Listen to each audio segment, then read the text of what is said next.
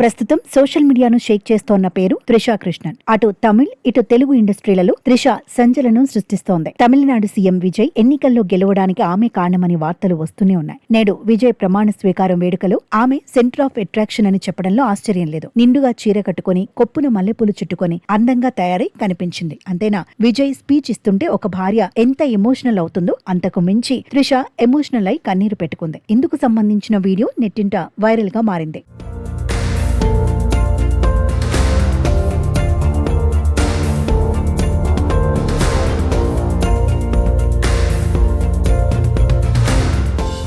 ఎట్టకేలకు విజయ్ సీఎం అయ్యాడు. మరి త్రిష పరిస్థితి ఏంటి? ప్రస్తుతం కోలీవుడ్ వర్గాల్లో ఇదే హాట్ టాపిక్ గా మారింది. ఎన్నికల్లో విజయ్ గెలిచిన దగ్గర నుంచి త్రిషకు ఖచ్చితంగా విజయ్ సీట్ ఇస్తాడని వార్తలు వినిపిస్తూనే ఉన్నాయి. విజయ్ తాను వదిలేసిన సీటును త్రిషకు ఇచ్చి ఎమ్మెల్యేగా గెలిపిస్తాడా అంటే నిజమే అన్న మాటలు వినిపిస్తున్నాయి. తిరుచిలో గెలిచిన విజయ్ ఆ స్థానానికి రాజీనామా చేసి ఆ స్థానంలో త్రిషను నిలబెట్టనున్నాడట. ఇదే కనుక జరిగితే త్రిష ప్రత్యక్ష రాజకీయాల్లోకి రావడం ఖాయం. రాజకీయాల్లోకి రావడం త్రిష చిన్నప్పటి నుంచి కంటున్న కల. 10 ఏళ్ల క్రితమే ఆమె సీఎం అవుతాను అని ఎంతో కాన్ఫిడెంట్ గా చెప్పింది. ఇప్పుడు విజయ్ ఎలాగో తోడున్నాడు. అందుతున్న సమాచారం ప్రకారం ఇక నుంచి త్రిష ఎక్కువ రాజకీయాల మీదనే ఫోకస్ చేయనుందని తెలుస్తోంది. సినిమాలకు ఫుల్ స్టాప్ పెట్టేసి పూర్తిగా ప్రజాసేవకే అంకితమవ్వాలని చూస్తోందట. ఎలాగూ త్రిష కొన్నాళ్లుగా పరాజయాలని చవిచూస్తూ వస్తోంది. ప్రస్తుతం అమ్మడి చేతిలో ఉన్నవి 2 సినిమాలు. తెలుగులో విశ్వంబర, తమిళ్లో కరుప్పు. ఈ సినిమాని తెలుగులో వీరభద్రుడిగా రిలీజ్ చేస్తున్నారు. మే 14న ఈ సినిమా రిలీజ్ కానుంది.